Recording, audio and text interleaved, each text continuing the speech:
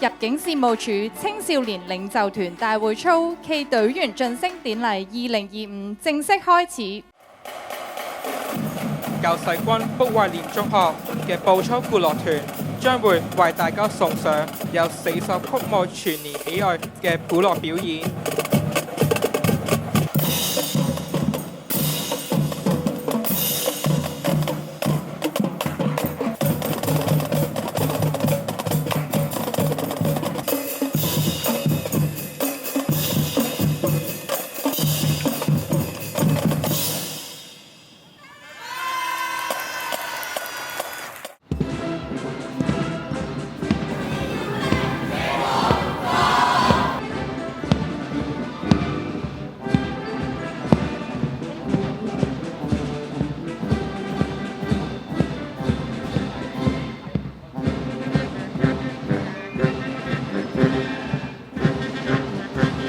共有117位領袖團隊員參與今次嘅大會操。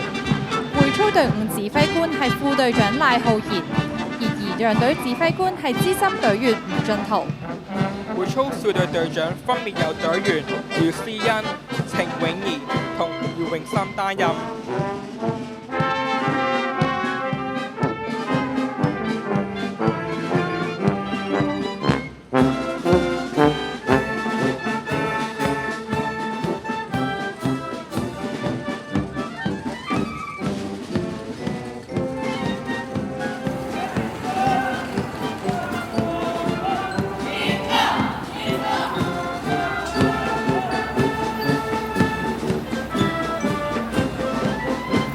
現在我哋正恭候入境事務處處長郭俊峰先生 IDSM 到埗。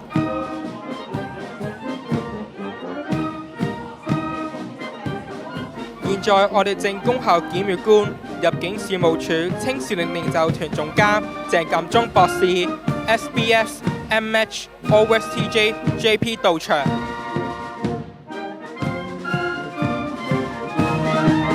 現在將會進行升旗儀式，護旗方隊進場。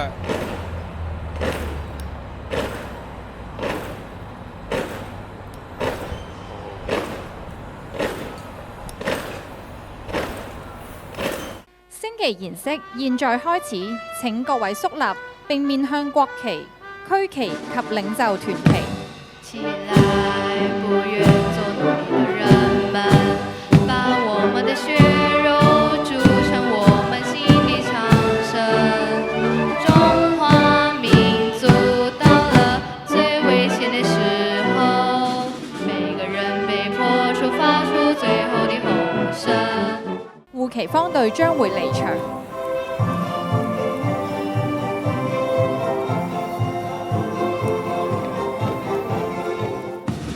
現在儀仗隊會手持領袖團旗進場。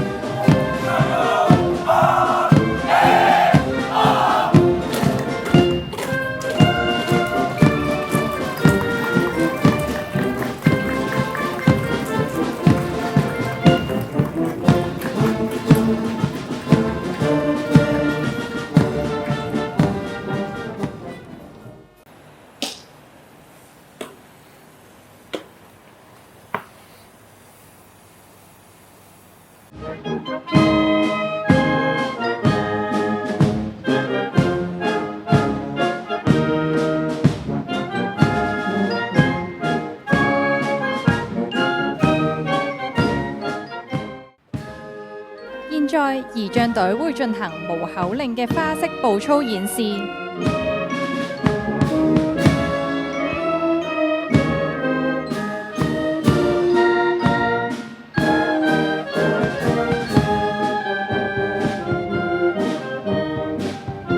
為迎來香港國安法實施5週年，儀仗隊排成咗一個盾牌形狀，入邊拼砌咗阿拉伯數字5字。象徵國安法實施以來，好似盾牌一樣，一直有效地守護國家、守護香港，為未來發展帶來希望。亦寓意領袖團隊員作為社會未來棟樑，會身體力行、守法護法，將會繼續與全國人民同心協力，共同維護國家主權、安全、發展利益，保持香港長期繁榮穩定。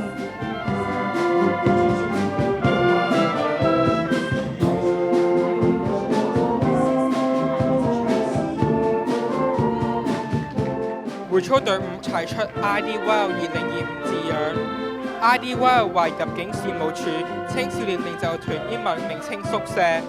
現時領袖團已經超過1000名隊員，領袖團將會繼續培養隊員建立愛國愛港嘅精神，成為具備良好品德、領袖才能同正向思維嘅年青新一代。今日在場嘅每一位年青人，你哋都係社會嘅未來棟樑，潛能無限。我希望你哋謹記喺領袖團活動所得到嘅啟發同埋經驗，用功讀書之餘，更加要多了解國情同埋社會上不同需要，不斷挑戰自我，茁壯成長。日後喺不同嘅崗位上面發光發熱，回饋社會，貢獻國家。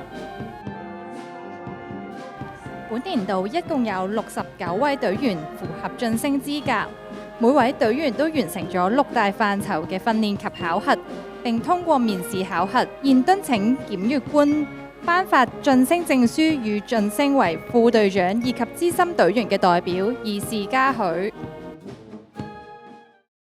現在會操隊伍離場，各個隊列將經過檢閱台前接受檢閱。